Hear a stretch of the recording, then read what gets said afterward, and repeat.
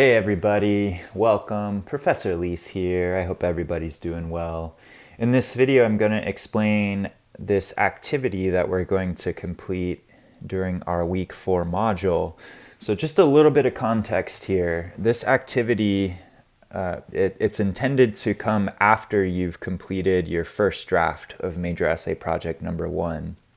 So major essay project number 1, that needs to be at least 3 full pages in length. It's just the first draft of our essay. So of course it's not the one that I'm going to assess. It's not finished yet. There's still more work to do. And one of the ways that we're going to work on it is to complete this activity, which is 2 practice sessions combined into one single activity. So let's go ahead and take a look at this, and I'm going to explain what this is all about.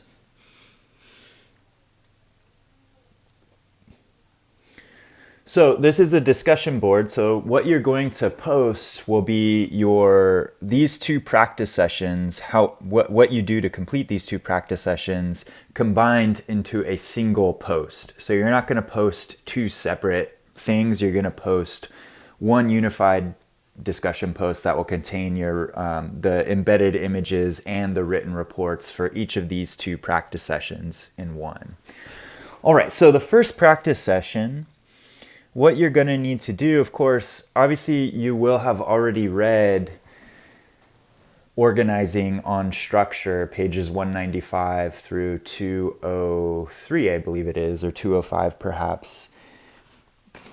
Let me just verify that real quick. 203, I apologize.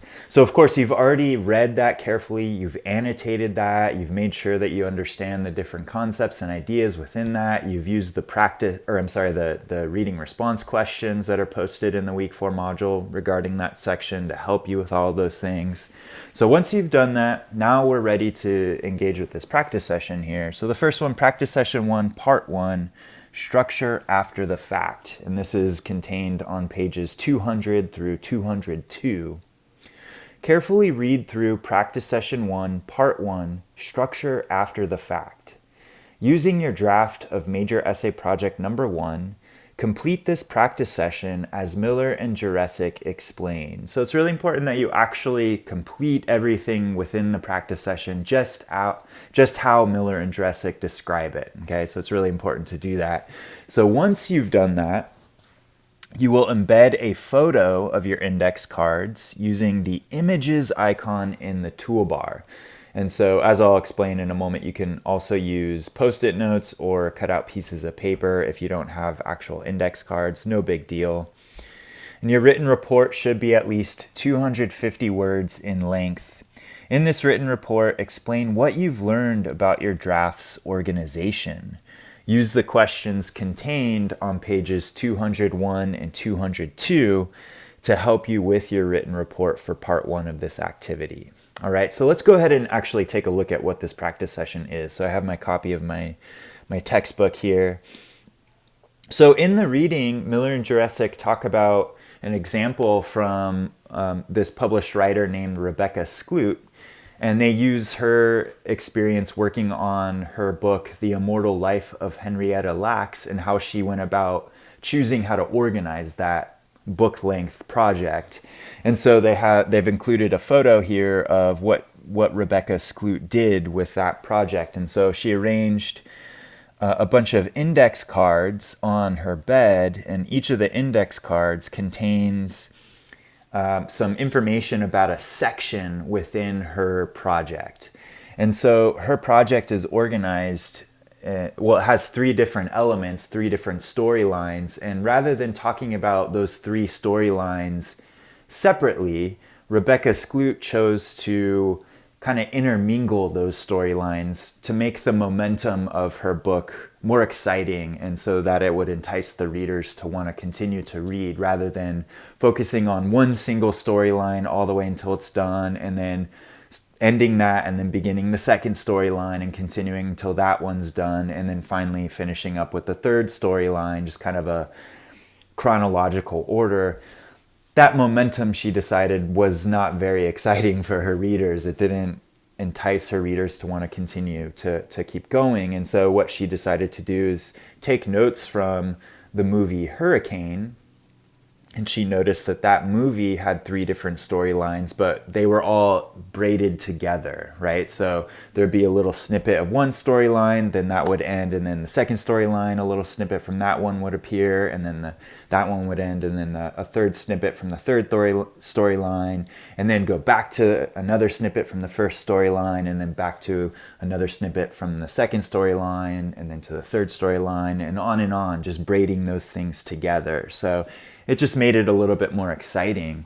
And this is something that movies do quite a lot. So if you're paying attention to the way that different movies are edited, how the storylines are kind of edited together, you'll notice that films do that. They jump back and forth in time a lot. There's flashbacks and they flash forward, and then they focus on one plot point and then a plot line from another area of the story, and they kind of jump around a lot, and so that keeps it more exciting. And so Miller and Jurecic encourage you all to do that in the way that you approach the organization of your essay. So you can notice, you can't really see in this black and white image here, but if you look carefully, it's a little hard to discern, but each of these cards are different colors. You can kind of see like these cards are a little bit lighter than these other ones, and so she color coded the different parts of her project so she could easily see, oh, the green cards all correspond to the same storyline, and then the red cards all correspond to the same storyline, and then the blue cards correspond to the third storyline, but they're all mixed together, and so that's easier for her to keep track of it. So I recommend that you all try that as well. Color coding can be a very effective method for organization to help you with that. Okay, so let's look at the practice session itself. Practice session 1, part 1, structure after the fact. So the habits that we're practicing with this practice session are connecting, organizing, and playing. And then the activities involved are planning, revising, and working with note cards. In school, the operating assumption is often that there is one structure with which students should work: introduction, body, conclusion. Note that this approach begins by prescribing and organizing structure, no matter what the subject or project is, whereas the examples from McPhee and Skloot referenced in our essay above show structure emerging after the research process is finished or well underway. We've highlighted these examples because we think that the best time for you to make decisions about structure is after you've formulated the question you want to answer, the problem or puzzle you want to solve, or the idea you want to explore, and after you've taken time to do substantial research. Once you've gathered your materials, then you can experiment with how to organize it for your readers. So I just want to pause for a moment and clarify some things up here. So with major essay project number 1, we're not necessarily conducting research. We're not challenged to scour the internet and look for outside sources and find other sort of ideas from other people to include in our essays with this particular project. But we are doing research in a sense. So in major essay project number 1, what we're focusing on is our experiences, our formative experiences with reading and writing in school up until this point. So in a way, the research that you're doing is in your own mind, right? You're actually looking back on your own experiences with reading and writing in school to better understand the significance of those experiences. So what role did those experiences from your history with reading and writing in school, what role did those experiences play in the development of yourself as a reader and as a writer up until this point, right? So in that way, that is the research. Now, because you've all completed your first draft of major essay project number 1, we've already begun to delve into these experiences. So we already have material to work with. But keep in mind, this is still a draft and the essay is not done yet. And so there's still portions of the essay that we haven't finished, and this is where this activity will continue to help us with that. So let's continue on here. For this practice session, we are assuming you are well into a longer writing project. And so they give a couple of suggestions of projects to potentially use from their book, Habits of the Creative Mind. But we already have our own essay, major essay project number 1. So we'll pick it up right here. Get a set of index cards and make a card for every section of your project. Those you've already written and those you are planning to write in order to finish the project. Set the cards out on a flat surface and then organize them so that they represent the structure you think best suits your project. When you've mapped out a structure you think works, step back and think carefully about what you see. So let me clarify this portion here. So yeah, they recommend, Miller and Jurecic recommend that we've already begun our work on a longer project. Now our essay isn't that long. Our draft is only 3 full pages at this point, so there's not a big amount of material, but it's still enough for us to work with for this. So what we're going to do for every section of your draft so far, and I recommend maybe thinking of your sections as the different paragraphs that you might include, but don't limit yourself to that. But think about every section that you've included in your draft so far, and for each of those sections or paragraphs, you're going to take an index card or a post-it note or a cutout piece of paper. So you can go, if you don't have index cards or post-it notes, you can just take a couple of sheets of notebook paper, cut them out into little cards that you can use. That's perfectly fine. So for each of the sections in your draft so far, you're going to take one card and you're going to write on that card just a short sentence, a half sentence, even a word if that is helpful for you, just something that will help you recognize at a glance what that section corresponds with in your essay, in your draft. So for the first section, you'll just write a word or a phrase or a sentence that represents what that section is about. And then for the next section, you'll take a separate index card, so a brand new index card, and then you'll go ahead and write down what just a word or a phrase or a sentence of what that section's about. And then you'll go on from there. So for every section, you'll have an individual index card. So far, if you have 7 sections or 7 paragraphs in your draft, you'll have 7 separate index cards or post-it notes or cut out pieces of paper.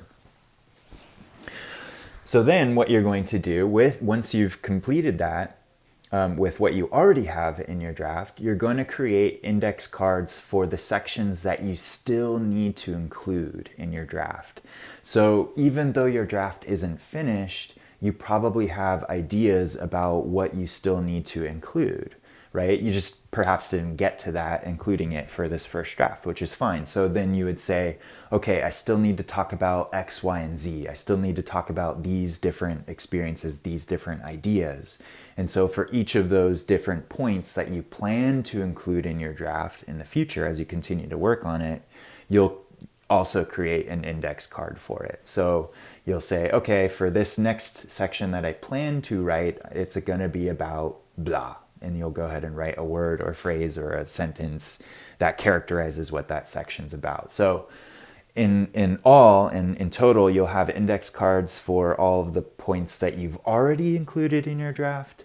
And then you're going to have index cards for all the points that you still need to include in your draft. And you're going to just combine them all together so that it kind of paints a picture of what your overall essay will look like in the end, or at least an idea of what it will look like in the end, because it probably will change, as you continue to write on it or work on it. So then once you have your index cards created, you'll go ahead and arrange those index cards on a flat surface, so on a table or desk or your bedroom floor, for example, and you'll arrange them into a suitable organization pattern for your essay. So I recommend that you kind of play around with it a little bit. You don't need to stick to the organization pattern that you have in the draft itself. One of the reasons why we're writing these on index cards is so that they're separate and distinct and we can move them around, right? But you'll go ahead and create a suitable organization, and then from there, you're going to create your written report. Okay, so this written report will be at least 250 words. that essentially explains what you learned about your essay's organization from this particular section, this particular practice session. So having arranged the index cards, both what you already have in your draft and what you plan to continue to include in your draft as you continue working on it, what have you learned about the overall organization of your essay? And so use these questions here to help you. So these questions are just asking to kind of, for you to be critical of the way that you've organized the points, to kind of see, is that the best organization, or is there perhaps a more successful or a more effective way to organize these points? So what shape is the path? Is it straight and simple because you're writing a descriptive essay? There's this and that and the other thing. Given the assignment or your ambitions, is this structure sufficient? Usually we might be inclined to write in chronological order. So just to kind of say first, second, third, fourth, fifth, on down the line, just kind of go in order of the experiences. But I don't recommend that you all take that approach. It's likely going to create a kind of boring essay structure because you're just kind of going back into your experience from day one and just kind of going forward in that way. So you might choose to see if that's how you organized it. I recommend figuring out a different way. Play around with it. I'm encouraging you to take risks. Does the path of your project take interesting turns? Is there a step that takes your thoughts in a new direction? Are there turns that might pivot on a qualifying word or phrase, such as but, however, or on the other hand? Does the path turn more than once? Does it double back on itself? Does it have a lowercase e structure? Does it braid 3 or more strands together? So the lowercase e structure, of course, Miller and Jurassic talk about that quite extensively in the section on structure, right? So what you all read. So they talk about that lowercase e structure, but essentially that means that you're braiding different storylines together so that you're switching back and forth among these different storylines rather than kind of going through them in a straightforward linear fashion. Is there a fork in the path? Is there a moment where you entertain multiple options? Are there gaps? Does the path abruptly change direction or miss a step between a given section and the one that follows? So this can be helpful to see if certain points logically connect. If they don't logically connect, then you might need to add something in there to kind of build that bridge so that they do logically connect for your readers. Are there pieces or ideas that don't fit anywhere? Does it make sense to include to include such material as a digression that eventually leads back to the main path? Would a digression contribute to the essay's overall project? So this is asking you to really look at that. Do you kind of go off on a tangent a little bit? If so, how can you connect that tangent back so that it might serve a more important role in your essay? If it doesn't connect and if it doesn't serve your purpose, it might be better to perhaps either rework that section or maybe you'd consider getting rid of it, which is totally fine. Is there a dead end, a place where the path hits a brick wall or goes off a cliff? If so, can you use this dead end to rethink how you've addressed your essay's question or problem? So sometimes we might hit a brick wall where we're just not really sure how else to continue. That doesn't necessarily mean it's a bad thing, but you might see if you do hit a wall, can you sort of use that dead end to serve your essay's overall purpose, to maybe encourage your reader to think about an idea. If you're no longer able to figure out how to go forward with it, you might ask your readers about that. Take a picture of the structure you've created with your index cards, embed that picture in a document, and then write a report about what you've learned from looking at the organization of your project in this way. You may want to number key places in your diagram to help your reader follow your observations. So you're going to take a photo of that organization that you designed for yourself. So take a picture of your index cards, and then you'll embed the photo into your discussion post along with the written report for this first practice session. Okay? So overall, your written report for this first one should be at least 250 words in length. So the next portion of this is the following practice session. So in the book, it just comes immediately after that first part. Practice session 1, part 2, playing with alternatives. Once you have completed part 1, turn your attention to part 2. Carefully read through practice session 1, part 2, playing with alternatives, which is on page 202. Using your draft of Major Essay Project 1, complete this practice session exactly as Miller and Jurecic explain. Embed a photo of each of your 2 alternate arrangements using the images icon in the toolbar. Your written report should be at least 250 words in length. In this written report, explain what you've learned by rearranging your draft's organization.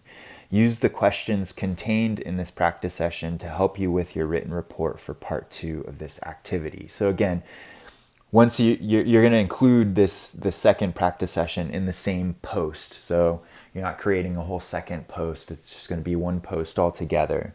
But that second practice session, let's go ahead and take a look at it. So the habits involved are connecting, organizing, and playing. And the activities involved are planning, revising, and working with note cards. Once you've completed your report on what your index cards have revealed about the structure of your project and saved a photograph of your project, gather all your index cards and shuffle them. So this is where it gets a little fun here.